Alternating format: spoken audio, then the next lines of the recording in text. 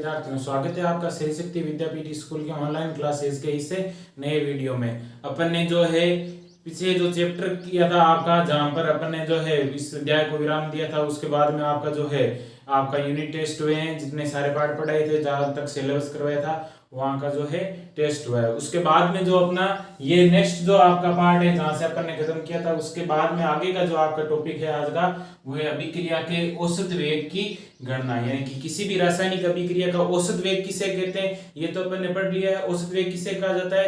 ये किसी भी रासायनिक अभिक्रिया में अभिकारक तथा उत्पाद की सांद्रता में प्रति इकाई समय में जो परिवर्तन होता है, वो उस रासायनिक अभिक्रिया का क्या कहलाता है? औसत वेग कहलाता है। यानी कि कोई भी अभिक्रिया है, उस अभिक्रिया में आपका अभिकारक और उत्पाद की सांद्रता में प्रति इकाई समय में होने वाले परिवर्तन को क्या कहा जाता है? औसत वेग। उस रासायनिक अभिक्रिया का क्या कहा जाता है? औसत वेग। सपोज देयर आपकी अभिक्रिया है R से P, तो R आपका यहाँ पर क्या हो गया?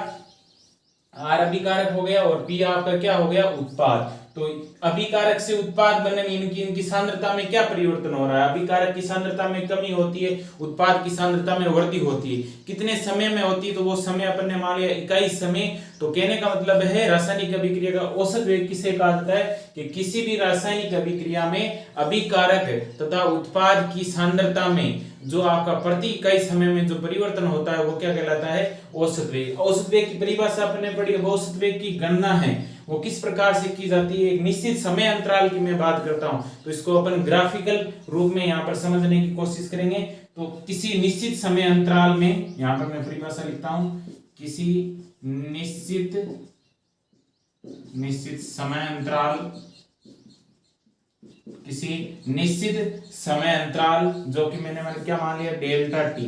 डेल्टा टी जो है बराबर में क्या लिखूंगा? T2 माइनस का T1। यानी कि ये जो है आपका क्या होगा?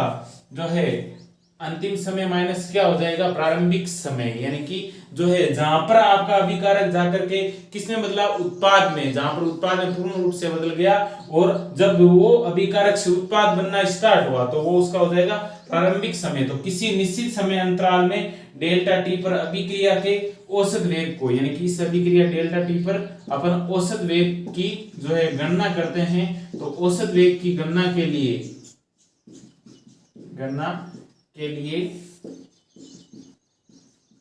अपन किसमें संबंध स्थापित करेंगे? सांद्रता एवं वेग के मध्य आरेख द्वारा करते हैं। आरेख द्वारा करते हैं। यानी किसी निश्चित समय अंतराल डेल्टा टी बराबर T2 माइनस का T1 पर औसत वेग की गणना। अपन जो औसत वेग की गणना जो है अपन किसके आधार पर करते हैं? सांद्रता एवं वेग के मध्य आरेख के द्वारा अपन है इसकी गणना करते हैं। तो अपन मानते हैं, माना T1 समय पर, यानी कि अपन ने क्या समय लिया है?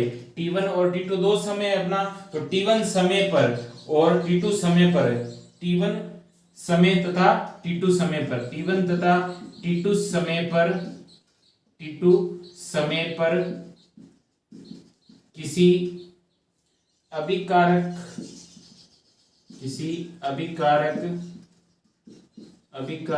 या उत्पाद की, यानी कि अपन देखो किसमें औसत वेग की गणना के लिए अपन क्या करते हैं? एक निश्चित समय अंतराल में, यानी कि डेल्टा टी बराबर T2 माइनस का T1, इसकी औसत वेग की गणना करना है। तो सांद्रता और वेग के मध्य क्या खींचना होगा?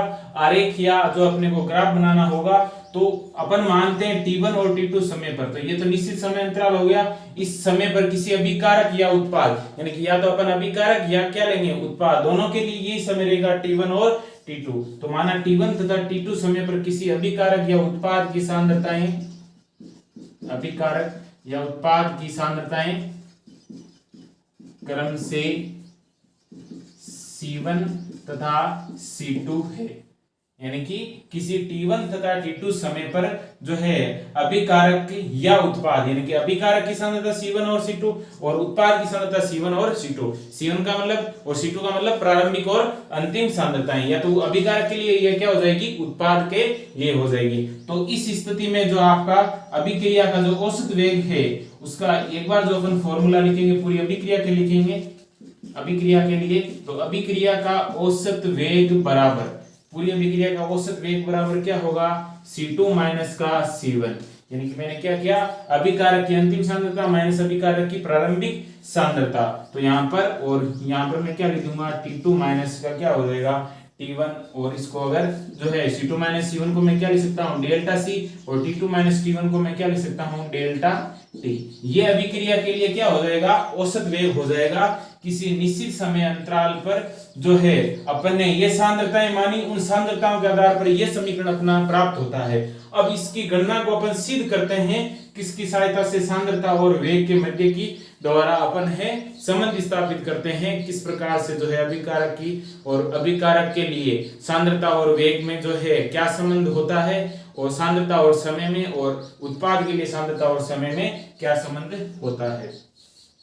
तो ये मेरे पास में जो है ये फॉर्मूला आपका यहाँ पर रहेगा, ये बाकी लैंग्वेज है जिसको मैं मिटा रहा हूँ। फॉर्मूला अपने पास में यहाँ पर बचता है अभिक्रिया के लिए औसत वेग C2 माइनस का C1, T2 माइनस का T1 बराबर क्या होता है डेल्टा C अपॉन का डेल्टा T।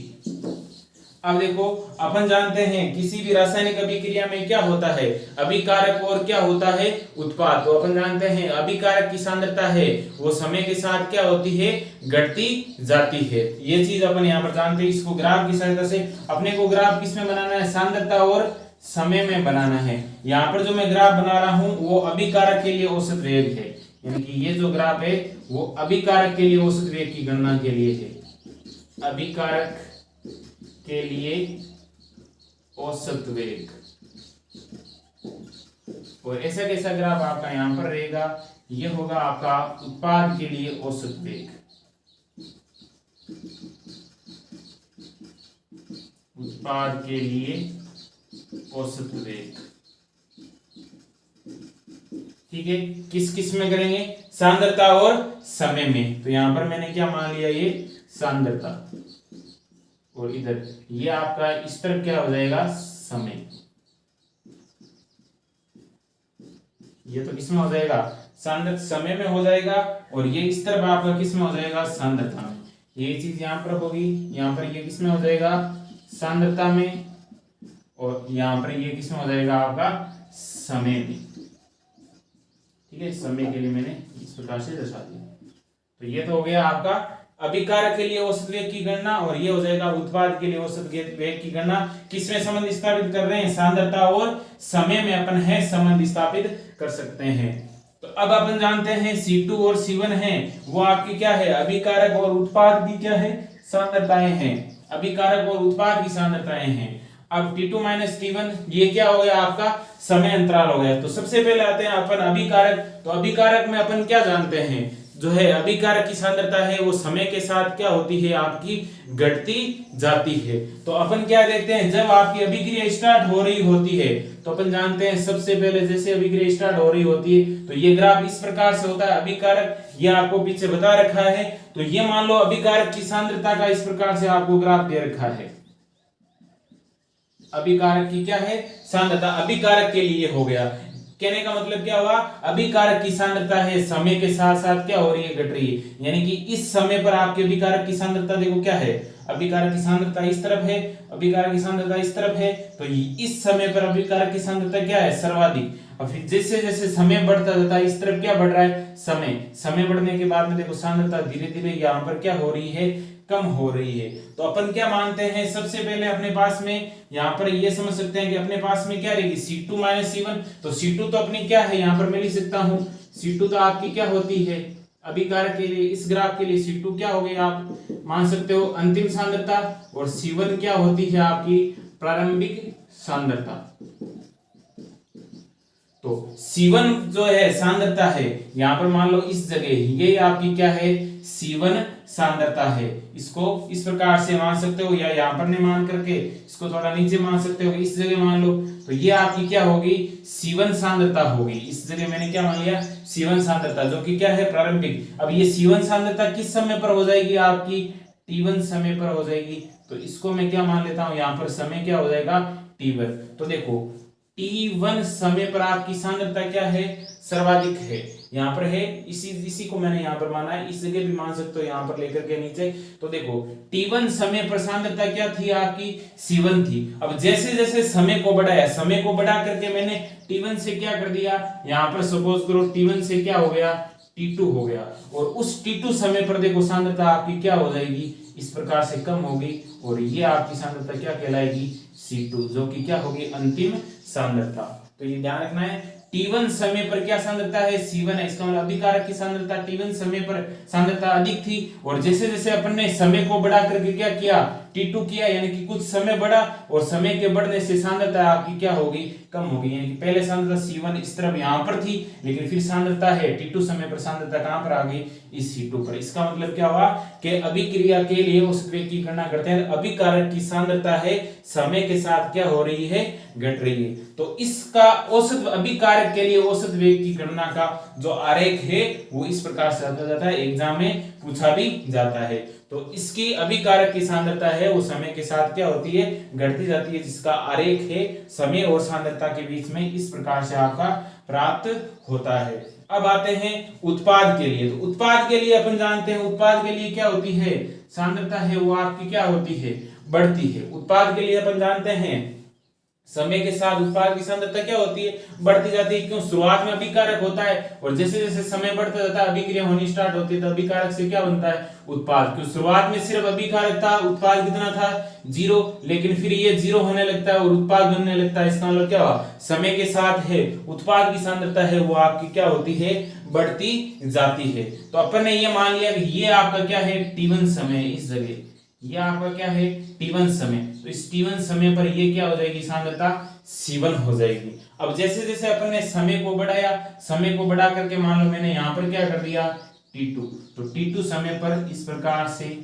ये आपकी क्या हो जाएगी, C2 सांद्रता। तो देखने से आपको पता चल रहा है ग्राफ से कि T1 समय पर उत्पाद की सांद्रता ये C1 थी, लेकिन जैसे ही समय को बढ़ाया, समय को T2 किया, तो सांद्रता आपकी यहाँ पर आ गई। तो इसको इस प्रकार से सीधा मिलाया जाता है। तो T2 समय पर इसकी सांद्रता क्या होगी, C2। तो इस प्रकार से सांद्रता क्या होगी, बढ़ गई। तो ये था आपका अभिकारक तथा उत्पाद के लिए औसत वेग की गणना, जिसमें अपन ने क्या संबंध स्थापित किया है, T1 और T2, और जो है आपका पूरी अभिक्रिया के लिए औसत वेग की गणना का सूत्र क्या होता है, C2 माइनस का C1 बटा T2 माइनस का T1 बराबर डेल्टा C अपॉन का डेल्टा T। तो ये था आपका किसी भी अभिक्रिया के लिए औसत वेग की गणना। तो आज की वीडियो में अपना क्यों नेक्स्ट टॉपिक है वो आपका थोड़ा सा बड़ा टॉपिक है, जिसमें एग्जाम्पल भी रहेंगे, न्यूमेरिकल भी आपके बनते हैं, तो उसको विस्तार पूर्वक है नए सिरे से अपन है नेक्स्ट वीडियो में आपको स्टार्ट करेंगे। तो आज इसको स्टार्ट कर देते हैं, तो वो कंप्लीट नहीं हो पाएगा, तो उसके लिए जो है उसके बारे में जो है विस्तार पूर्वक अध्ययन है अपन नेक्स्ट वीडियो में करेंगे। तो आज की वीडियो में आपको इतना रहेगा, जिसमें आप दोनों ग्राफ और इसकी जो है पीछे की थ्योरी है उसको ध्यान से समझना कि किस प्रकार से अभिकारक की सांद्रता समय के साथ घटती है, उत्पाद की सांद्रता बढ़ती है। तो इस चीज को भी आपको वापस रिवाइज करना है और इन ग्राफ को भी आपको तैयार करना है। तो बाकी की चर्चा अपन नेक्स्ट वीडियो में करेंगे। धन्यवाद।